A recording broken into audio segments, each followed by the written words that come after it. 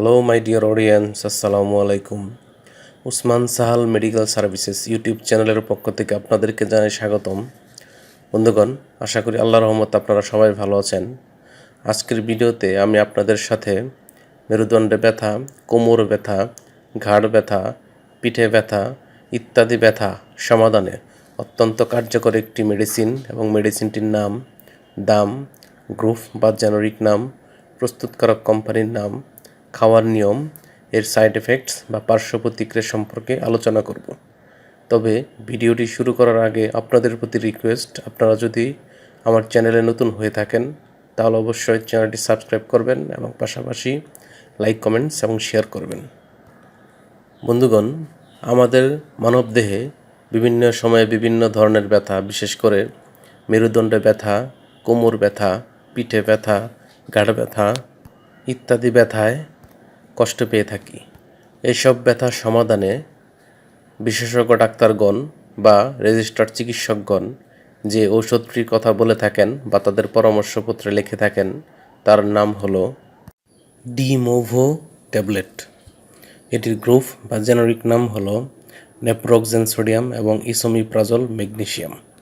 এটির উৎপাদনকারী প্রতিষ্ঠানের নাম হচ্ছে ডেল্টা ফার্মা লিমিটেড।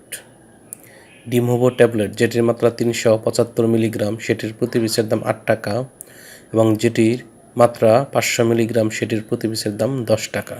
এই ট্যাবলেটটি খাওয়ার নিয়ম হচ্ছে যাদের ওজন 30 কেজির ঊর্ধ্বে এবং 50 কেজির নিচে তারা 375 মিলিগ্রামের ট্যাবলেট একটি করে দিনে 2 বার সেবন করতে পারবে এবং যাদের ওজন 50 কেজির ঊর্ধ্বে তারা 375 মিলিগ্রাম বা 500 মিলিগ্রামের একটি করে ট্যাবলেট দিনে 2 বার সেবন করতে পারবে।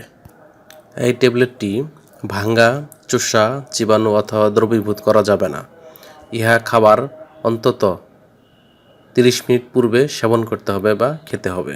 এই ট্যাবলেটটি খাওয়ার পর কিছু সাইড এফেক্টস বা পার্শ্ব প্রতিক্রিয়া দেখা দিতে পারে, যেমন পাতলা পায়খানা, গ্যাস্ট্রিক আলসার, পেটের উপর অংশে ব্যথা, বমি বমি ভাব ইত্যাদি পার্শ্ব প্রতিক্রিয়া বা সাইড এফেক্টস দেখা দিতে পারে।